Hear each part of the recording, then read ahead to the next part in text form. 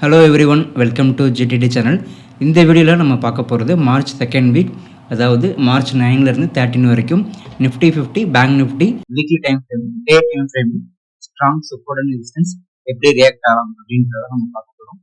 First of all, bank நிஃப்டியை பொறுத்த வரைக்கும் லாஸ்ட் வீக்கே மென்ஷன் பண்ணியிருந்த மாதிரி 57,790 strong support, 61,770 strong resistance. Overall global லெவலில் ஒரு பேனிக் மார்க்கெட் இருக்கனால ஈரான் இஸ்ரேல் வார் அண்ட் அதில் யூஎஸ் தலையீடு அப்படின்னும் போது உங்களுக்கு பேனிக்கான ஒரு மார்க்கெட்டாக தான் இருக்குது. லாஸ்ட் வீக்குமே வந்து நமக்கு நிஃப்டி 50, பேங்க் நிஃப்டி ரெண்டுமே ஒரு செல்லிங்கில் தான் இருந்தாங்க. அதுக்கேற்ற மாதிரி பார்த்தீங்கன்னா எக்ஸாக்டாக நம்மளுடைய சப்போர்ட் லைன் 57,790 வந்து டச் பண்ணியிருப்பாங்க. இன்னும் கிராஸ் அண்ட் க்ளோஸ் கொடுக்கல. ஆனால் இன்றைக்கி சாட்டர்டே ஆஃப்டர்நூன் பார்த்தீங்க அப்படின்னா துபாய் ஏர்போர்ட்டில் ஈரான் வந்து ஒரு பாம் பிளேஸ் பண்ணியிருக்காங்க. So again overall global level மார்க்கெட்டில் வந்து உங்களுக்கு பேனிக் தான் கிரியேட் ஆயிருக்கு. ஸோ ஒன்ஸ் செகண்ட் நெக்ஸ்ட் வீக்கும் வந்து செல்லிங் இருப்பதற்கான வாய்ப்புகள் நிறையவே இருக்குது. ஸோ வீக்லி டைம் ஃப்ரேமில் பேங்க் நிஃப்டிக்கு அடுத்த ஸ்ட்ராங் சப்போர்ட் அப்படின்னு பார்த்தோம்னா 56,090 வரைக்கும் இருக்கலாம். அதே இது நீங்கள் டே டைம் ஃப்ரேமில் வச்சிங்க அப்படின்னா 56,990.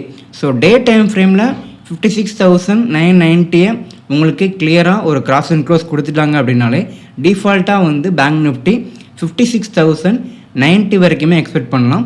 ஸோ இந்த வீக்கும் உங்களுக்கு லாஸ்ட் வீக் எப்படி ஒரு கேப் டவுன்லேயே 6 ஹவர்ஸ் மார்க்கெட்டை ரன் பண்ணாங்களோ அதே மாதிரியான ஒரு வாரம் இருப்பதற்கான வாய்ப்புகள் நிறையவே இருக்கும்.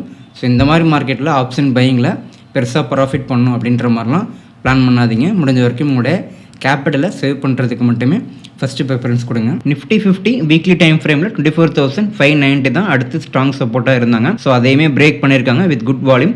ஸோ 23,270 தான் வீக்லி டைம் ஃப்ரேமில் நெக்ஸ்ட்டு சப்போர்ட்டாக இருக்கும். டே டைம் ஃப்ரேம்லையும் பார்த்தீங்க அப்படின்னா 24,590 தான் மென்ஷன் பண்ணியிருந்தோம். ஸோ அதையுமே பிரேக் பண்ணியிருக்காங்க. 23,850 டே டைம் ஃப்ரேமில் நெக்ஸ்ட் சப்போர்ட். ஒன்ஸ் அதை பிரேக் பண்ணாங்க அப்படின்னா 23,270 வரைக்குமே நம்ம எக்ஸ்பெக்ட் பண்ணலாம். ஸோ குளோபல் லெவல் மார்க்கெட்லையுமே வந்து உங்களுக்கு பேனிக்கான ஒரு மார்க்கெட் தான் இருக்கனால ஒன்ஸ் செகண்ட் இந்த வீக்கும் வந்து நம்ம செல்லிங் தான் எக்ஸ்பெக்ட் பண்ணுவோம். லாஸ்ட் வீக்குமே மென்ஷன் பண்ண மாதிரி 200 டே மூவிங் டே ஆவரேஜில் பிரேக் பண்ணியிருக்காங்க. அதனால் ஒரு பேரிஷ் வீக்காக தான் இருக்குன்னு சொல்லியிருந்தோம். ஸ்டில் இன்னுமே பார்த்தீங்க அப்படின்னா 200 டே மூவிங் ஆவரேஜுக்கு டே டைம் ஃப்ரேமில் கீழே தான் ரன் ஆயிருக்காங்க.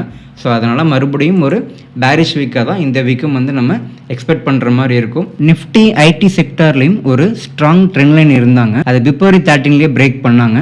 ஸோ அதுக்கப்புறமே பார்த்தீங்கன்னா கிளியராகவே ஒரு கேப் டவுன்லேயே மார்க்கெட் ஸ்டார்ட் பண்ணாங்க.